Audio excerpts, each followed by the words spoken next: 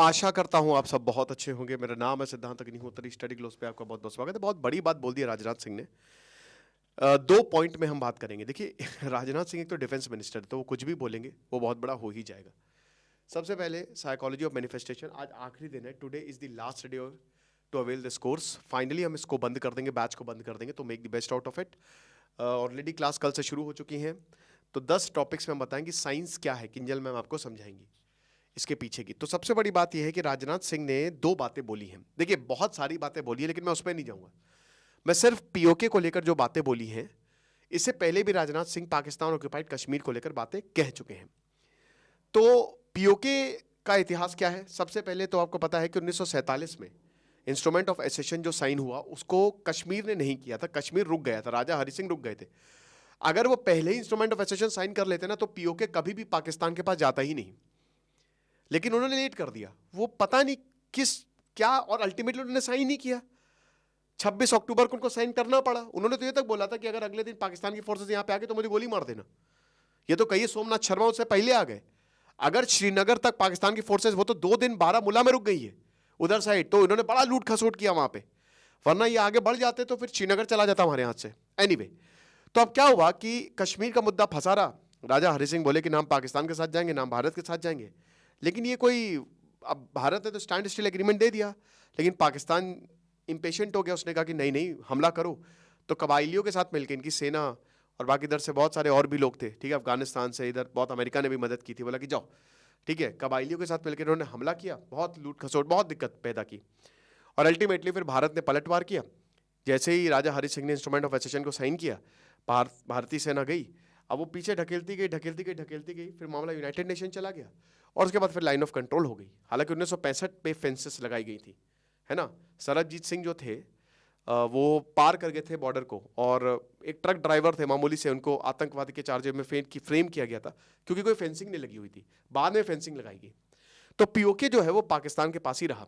तभी भारत के पास पूरे जम्मू कश्मीर का, पूरे कश्मीर का 60% टेरिटरी है।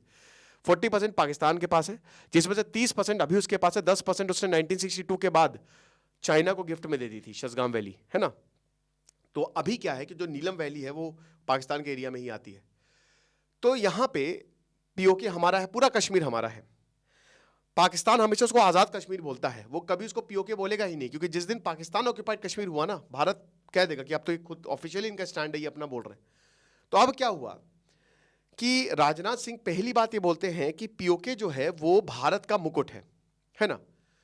अब राजनाथ सिंह है defence minister of India. Defence minister अगर ऐसी बात बोल रहा है, तो पूरे पाकिस्तान के गलियारों में हो हल्ला मचा हुआ है।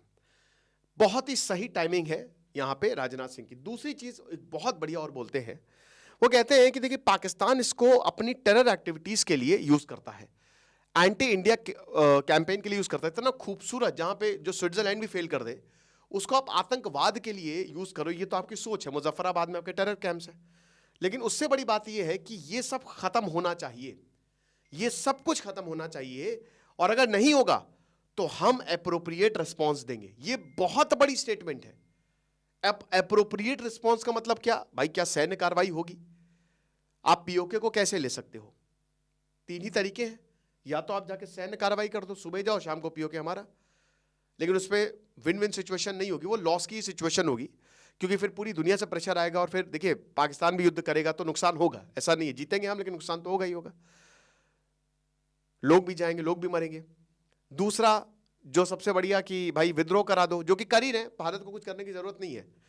पीओके में कुछ डेवलपमेंट थोड़ी ना है, बस वही बता रहे। एक और राजनाथ सिंह ने बहुत बढ़िया बात बोली है कि पाकिस्तान बस उसको एक फॉरेन टेरिटरी की तरह देखता है। ये बात सच है।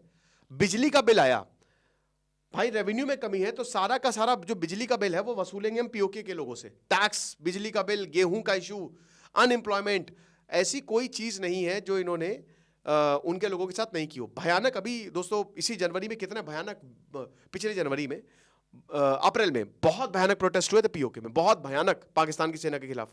पाकिस्तान लेकिन दमन किया, पाकिस्तान ने सेना के भयानक दमन किया। और तीसरा जो अभी इंडिया कर रहा है कि कश्मीर को डेवलप कर दो, अब ये बहुत बढ़िया होगा, क्योंकि अल्टीमेटली फिर वहां के लोग यहां पे आ ही जाएंगे।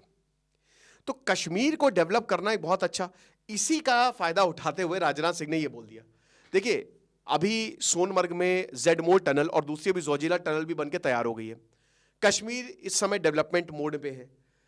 26 जनवरी से वंदे भारत आ जाएगी। उमर अब्दुल्ला ने बहुत कुछ बोला है यहाँ पे नरेंद्र मोदी के लिए, ठीक है, और सरकार के लिए कि फासले कम हुए, बढ़िया है। डेवलपमेंट बाई प्रोजेक्ट दोगे तो वहां के लोग भी बहुत ज्यादा खुश हैं। So everyone is super duper happy. आप समझ रहे हो, एवरीवन।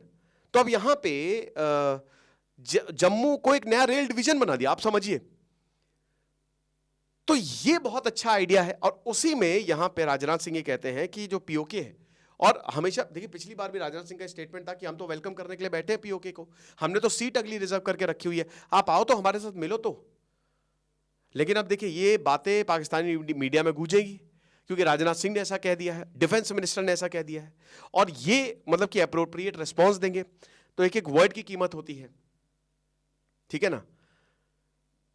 सैन्य कार्रवाई तो बहुत ज्यादा मुश्किल है, लेकिन हाँ ये बिल्कुल है कि कश्मीर को इतना डेवलप कर दो कि अल्टीमेटली वहां के लोग यहां पे आ जाए, और यही होने वाला है। जैसे जर्मनी में बर्लिन वॉल ढाई गई थी, है ना। आपको क्या लगता है मुझे कमेंट बॉक्स में बताइएगा। बाकी आप हमारे कोर्सेज को अवेल करें। Thank you so much.